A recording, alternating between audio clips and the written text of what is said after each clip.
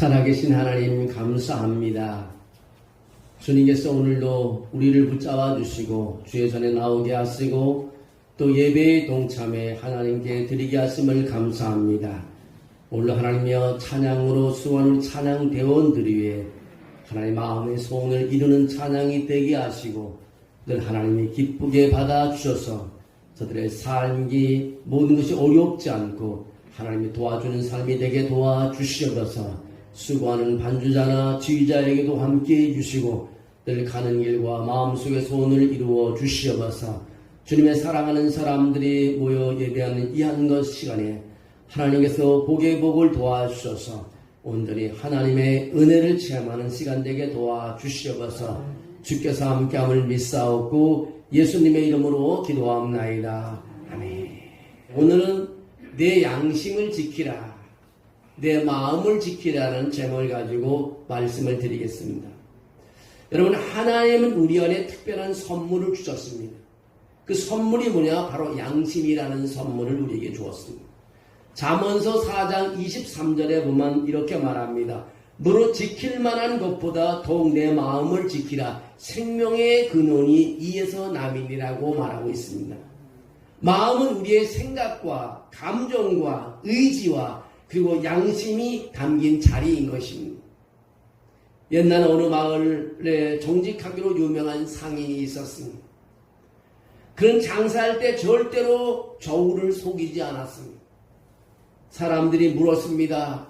다른 상인들은 조금씩 속여서 아무 일 없는데 왜 당신은 그렇게 정직합니까? 라고 물었습니다. 그들이 그 상인이 이렇게 대답을 합니다. 저는 사람들의 눈은 속일 수 있어도 제 안에 양심은 속일 수가 없습니다. 밤에 잠자리에 들었을 때 제 양심이 조용히 속삭입니다. 오늘도 정직했는가? 저는 그 질문 앞에서 부끄럽지 않게 살고 싶습니다. 이 사람의 가게는 크지도 화려하지도 않았지만 언제나 손님들로 가득 찼습니다. 사람들이 물건을 사러 온 것이 아니라 그의 깨끗한 양심을 믿고 신뢰하러 온 것입니다. 성경이 말하는 양심은 우리 안에 세워주신 하나님의 파수꾼입니다. 우리가 그것을 속이면 평안이 떠나지만 양심을 지킬 때 하나님이 주시는 참 평안이 우리 안에 임하게 되는 것입니다. 세상 사람들은 양심에 찔렸다는 표현을 씁니다. 그것은 하나님이 모든 사람 안에 넣어주신 도덕의 시계, 나침판이기 때문인 것입니다. 그러나 성도에게는 더 깊습니다. 우리의 양심은 성령 안에서 정결하게 지켜야 할 영적 생활의 중심인 것입니다. 그래서 오늘 말씀을 통해 우리는 왜 양심을 지켜야 하는지, 어떻게 지켜야 하는지를 살펴보려고 합니다. 바울은 첫째로 그렇게 고백합니다. 양심을 따라 하나님을 섬겼노라고 바울은 고백합니다. 사도 바울은 공회 앞에서 당당하게 그렇게 말합니다. 나는 오늘까지 양심을 따라 하나님을 섬겼노라고 사도행전 23장 1절에 말하고 있습니다. 또 사도행전 24장 16절에 또 총독 벨리스 앞에서 바울은 그렇게 말합니다. 하나님과 사람 앞에서 항상 양심에 꺼리낌이 없기를 나는 힘썼다고 그렇게 고백을 하고 있습니다. 바울은 신앙생활을 양심의 문제로 보았습니다. 사람의 눈치가 아니라 하나님 앞에서 정직한 양심, 교회 앞에서, 세상 사람들 앞에서 떳떳한 양심을 말하고 있는 것입니다. 한 청년이 목사님에게 와서 그런 질문을 했습니다. 목사님, 저는 신앙이 많이 흔들립니다.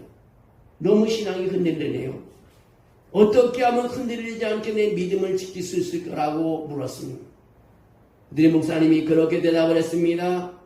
기도와 말씀도 매우 중요합니다. 그러면 양심을 따라 정직하게 살아보세요. 그러면 하나님이 당신의 마음을 지켜줄 것입니다라고 대답을 해주었습니다. 여러분, 신앙생활은 결국 하나님 앞에 양심대로 살아가는 삶인 것입니다. 또 하나는 양심을 버리면 믿음이 무너진다고 했습니다. 디모데전서 1장 19절에 그렇게 말하고 있습니다. 믿음과 착한 양심을 가져라. 어떤 이들이 이 양심을 버렸고 그 믿음에 관해는 파손했다고 말하고 있습니다. 성경에서 양심을 버려 믿음에 파손한 많은 인물들이 있습니다. 몇 가지 인물을 뽑아보면 첫째, 가인이라는 인물입니다. 하나님께서 그가 드리는 제사를 받지 않았습니다. 가인의 제사를 받지 않고 아벨의 제사를 받습니다. 가인이 분노했습니다. 가인은 회개한 대신 분노가 일어났고 동생 아벨을 살인했습니다. 하나님이 죄가 내 문 앞에 엎드려져 있다고 창세기 4장 7절에 말했는데도 경고했는데도 불구하고 양심을 가인은 버리고 동생을 죽였습니다. 그래서 그는 인류의 첫 살인자가 되고 말았습니다. 또 한 사람은 사울 왕인 것입니다. 하나님께서 명령대로 이 아멜렉을 다 진멸하라고 사울 왕에 말했습니다. 근데 사울 왕은 다 진멸하지 않고 좋은 짐승을 빼돌렸습니다. 하나님의 명령에 사울 왕은 불순종했습니다. 처음에는 사울 왕이 양심의 가책을 느끼던 자였습니다. 그러나 점차 악해져서 결국 하나님의 그 불순종하는 사울에게서 하나님의 영이 떠나가고 그 왕권도 내려놔야 되는 비참한 그런 비극을 또 맞게 됩니다. 또 한 사람은 가룟 유다입니다. 그는 예수님과 3년 동안 동행했습니다. 예수님의 제자였습니다. 그러나 은 30에 주님을 자기 선생을 팔아넘겼습니다. 처음부터 탄심이 있었고 양심을 버린 끝에 배반과 비참한 죽음을 맞이하고 말았습니다. 오늘 본문 말씀에도 아나니아와 삽비라가 나옵니다. 아나니아와 삽비라는 하나님께 헌금을 드리면서 성령 앞에서 거짓을 했습니다. 그들은 일부를 감추어 두고도 마치 전부 드린 것처럼 속였습니다. 사람들 앞에서 체면을 지키려고 했습니다. 그 당시 교인 중에 바나바가 하나님께 제물을 드리니까 모든 성도들의 시선이 바나바에 쏠리니까 아나니아와 삽비라도 자기의 좀 관심을 받으려고 집을 팔아 헌금을 드렸는데 그 헌금을 다 드리지 않았다는 것입니다. 이 사건은 단순히 재물에 관한 문제가 아니라 양심과 진실성의 문제입니다. 성경은 우리에게 분명히 가르쳐주고 있습니다. 바울은 항상 하나님과 사람 앞에 양심의 꺼리낌이 없기를 힘쓴다고 고백하고 있습니다. 디모데전서 1장 19절에도 믿음과 착한 양심을 가지라고 말합니다. 어떤 이들이 양심을 버렸고 그 믿음에 관하여 파산하였느니라고 말하고 있습니다. 아나니아와 삽비라는 바로 이 착한 양심을 저버렸습니다. 그들의 헌금은 사람들의 눈에서 큰 헌신처럼 보일지 모르지만 하나님 앞에서는 양심을 속이고 성령을 거스르는 거짓이었습니다. 결국 그들의 죄는 드러났고 즉각적인 심판을 받게 되었습니다. 이 사건을 통해 우리에게 주는 교훈이 도대체 무엇인가? 양심은 하나님께서 주신 내면의 경고등인 것입니다. 양심이 가책할 때 이를 무시하지 말아야 한다는 것입니다. 헌신은 양심에서 비롯된 정직한 마음이어야 합니다. 하나님은 액수나 외형보다 진실한 마음을 받으시기를 원하고 계십니다. 양심을 속이는 것은요, 성령을 속이는 것입니다. 사람을 속일 수 있을지 몰라도 하나님 앞에서는 드러나고 심판을 받게 되는 것입니다. 여러분, 갈라디아서 6장 7절에 그렇게 말하고 있습니다. 하나님은 만물이 어김을 받지 아니하시나니 사람이 무엇으로 심든지 그대로 거둔다고 말하고 있습니다. 심는 대로 거둔다고 말하고 있습니다. 따라서 신앙의 길에서 무엇보다 중요한 것은 깨끗한 양심과 정직한 마음이라는 것입니다. 양심은요, 믿음을 지키는 나침반인 것입니다. 하나님의 부끄럽지 않은 삶을 살도록 이끌어주는 것입니다. 또 한 사람이 있는데 빌라도라는 사람이 양심을 저버렸습니다. 예수님께 아무 죄가 없음을 알면서도 군중의 압력과 정치적인 계사 때문에 예수님을 십자가형을 당하게 했습니다. 양심보다 사람의 눈치를 택한 것입니다. 빌라도의 아내가 만류를 했습니다. 내 꿈에 그 예수라는 사람은 죄가 없기 때문에 십자가에 내어주면 안 된다고 그렇게 했는데도 불구하고 빌라도는 예수님을 십자가에 달리게 한 장본인이 되었습니다. 이 사건들은 바로 양심을 버려 믿음에서 파손한 사람들을 명시한 대표적인 사람들입니다. 양심을 버린다는 것은 죄를 죄로 여기지 않고 무시하는 것입니다. 그런 배가 암초에 걸려 깨지는 것처럼 신앙이 무너져 내리는 것입니다. 디모데전서 4장 1절 2절에 보면 그렇게 경고합니다. 후일에 어떤 사람들이 믿음에서 떠나 미혹하는 영과 귀신의 가르침을 따르리라. 자기 양심이 화인 맞아서 그렇게 됐다는 것입니다. 여러분, 계속 양심을 무시하면 양심이 마비된다는 것입니다. 뜨거운 인두가 우리 피부를 지지면 감각을 잃게 됩니다. 죄책감을 느끼지 못하게 된다는 것입니다. 어느 선장이 배를 모고 향해를 나갔습니다. 그는 바다 위의 방향을 잃지 않기 위해서 늘 나침판을 보면서 이 선장은 향해를 했습니다. 나침판의 바늘이 언제나 북쪽을 가리켜 정확한 길을 안내해 주었습니다. 근데 선장은 성격이 너무 급했습니다. 항해할 때마다 나침판의 바늘이 이리저리 흔들리는 것이 마음에 늘 불안했습니다. 방향 가리키는 바늘이 이렇게 흔들리면 정확히 어디를 가리키는지 알 수가 없었습니다. 그래서 차라리 멈추면 좋겠다고 생각했습니다. 그런 나침반 위에 작은 칼을 올려놓았습니다. 그러자 신기하게 바늘은 더 이상 흔들리지 않고 가만히 멈춰있는 것을 보았습니다. 선장은 이제야 안심이 되었습니다. 나침바늘이 흔들리지 않으니 틀림없이 정확한 방향일 것이라고 생각했습니다. 하지만 그것은 큰 착오였습니다. 칼에는 자석 성분이 있어 나침판의 바늘을 움직이지 않게 고정시키고 있었던 것입니다. 바늘은 더 이상 북쪽을 가리키지 않고 엉뚱한 방향을 가리켰습니다. 결국 배는 길을 잃고 암초에 부딪히고 자초되고 말았습니다.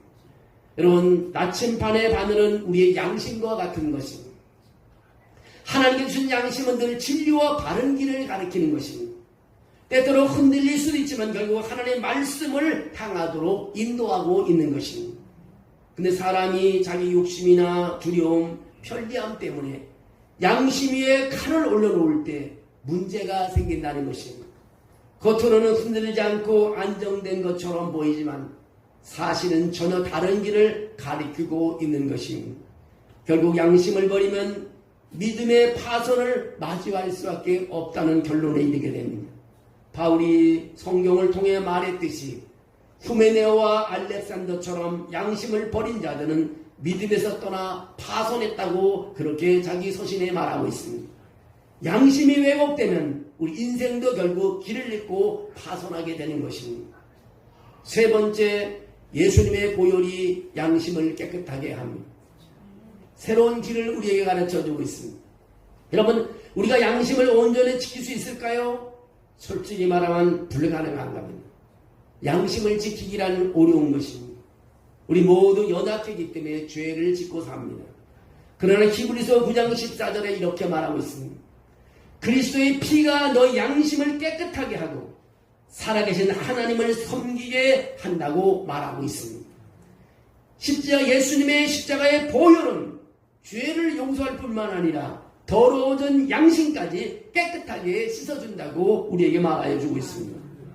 한 청년이 늘 죄책감 때문에 눌러 살았습니다. 얼굴을 들고 살 수가 없습니다. 사람들의 얼굴도 제대로 보지 못했습니다. 회개도 마음은 너무 무거웠습니다. 그러나 목사님의 말씀을 듣는 중에 예수님의 피가 자기 죄뿐 아니라 양심까지 깨끗하게 한다는 사실을 깨달았습니다. 그는 그 자리에서 눈물을 흘리며 이렇게 고백했습니다. 하나님 감사합니다. 이제 나는 자유합니다. 주님의 피가 내 양심을 깨끗게 하셨으니 이제는 내가 잠을 잘 수 있습니다. 이제 내가 사람들의 얼굴을 볼 수 있고 세상을 살아갈 수 있습니다 하고 고백을 했습니다. 십자가 보혈이야말로 성도가 양심을 지키시는 바로 힘인 것입니다. 우린 보혈을 통해서 우리는 승리할 수 있습니다. 아픈 사람에게 보혈은 하나님의 능력을 체험하게 되는 것입니다. 주저앉은 사람에게 보혈은 다시 일어날 수 있는 힘을 주시는 것입니다. 죄악 속에 묻어있는 사람이 보혈을 통해서 죄가 씻어짐으로 우리는 새로운 길을 걸어갈 수가 있는 것입니다. 여러분, 성도가 지켜야 할 양심의 4가지 영역이 있습니다. 바울은 성도가 지켜야 할 양심의 삶을 강조했습니다. 우리가 4가지 차원의 양심을 보면 그 하나가 하나님 앞에서 양심인 것입니다. 하나님 앞에서 우리 양심을 잘 지켜야 됩니다. 하나님은 우리의 마음을 감찰하고 계시기 때문인 것입니다. 아무도 몰라도 하나님은 다 아십니다. 내가 기도하는지 하나님은 알고 계십니다. 내가 전도하고 있는지 하나님은 알고 계십니다.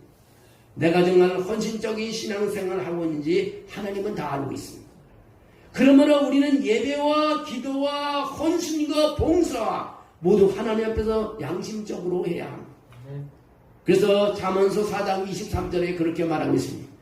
무릇 지킬 만한 것보다 더욱 내 마음을 지키라. 생명의 근원이 이에서 남이니라고 말하고 있는 것입니다. 두 번째로는 사람 앞에서 양심을 지켜야 합니다. 사도행전 24장 16절 말씀처럼 성도는 사람 앞에서 언제나 떳떳해야 합니다. 가족 앞에서, 성도들 앞에서, 세상 사람 앞에서 믿는 사람답게 살아가야 합니다. 우리의 정직과 신뢰가 곧 복음의 증거가 되기 때문에 그렇습니다. 바울은 사도행전 24장 16절에 그렇게 말합니다. 이것으로 말미암아 나도 하나님과 사람 앞에 대하여 항상 양심의 거리낌이 없기를 힘썼다고 말하고 있습니다. 또 하나는 물질 앞에서 우리는 양심을 지켜야 합니다. 성도는 물질을 사용할 때 양심이 있어야 합니다. 하나님께 속한 것을 구별해 드리는 것은 단순한 돈 문제가 아니라 믿음과 양심의 문제입니다. 가이사에게 세금을 바치든 가이사의 것은 가이사에게, 하나님께 바치는 하나님께 드리라고 마태복음 22장에 예수님께서 말씀하고 있습니다. 양심에 따라 정직하게 11조 헌물을 드릴 때 우리의 재정이 하늘나라의 통로가 된다는 것입니다. 그래서 성경은 그렇게 말합니다. 온전한 11조의 창고에 들여 나의 집에 양식이 있게 하는지 없게 하는지 보라. 나로 하여금 하늘문이 열고 너에게 복을 쌓을 곳이 없도록 붙지 아니하라 보라고 말라기 3장 10절에 말하고 있습니다. 물질은 성경 말씀에 비춰 양심에 따라 온전히 드릴 때 복을 받습니다. 우리는 하나님이 보라는 주의 음성을 들어야 하는 것입니다. 그래서 우리는 물질 앞에서도 양심을 지켜야 됨을 가르쳐주고 있습니다. 또한 4번째는 복음을 위한 양심을 지켜야 합니다. 세상은 우리의 말을 듣기 전에 우리의 삶을 먼저 봅니다. 양심을 지키는 정직한 삶은 복음을 전하는 가장 강력한 메시지인 것입니다. 저 사람은 왜 이렇게 정직할까라고 질문을 얻게 될 때 우리의 삶은 복음의 문을 여는 통로가 되는 것입니다. 이런 믿음과 깨끗한 양심을 가지라 어떤 이들이 이 양심을 버렸고 그 믿음에 관하여는 파산하였느라고 말하고 있습니다. 여러분, 양심을 지킬 때 전도의 문이 열리게 되는 것입니다. 여러분, 우리가 양심을 지킬 때 사람들하고 소통하고 하나님하고 소통하게 되는 것입니다. 어느 시장에서 장사하던 교인이 있었습니다. 그늘 양심적으로 장사를 했습니다. 손님이 거스름 돈을 더 주면 반드시 더 받지 않고 돌려주었습니다. 사람들이 이 상인에게 물었습니다.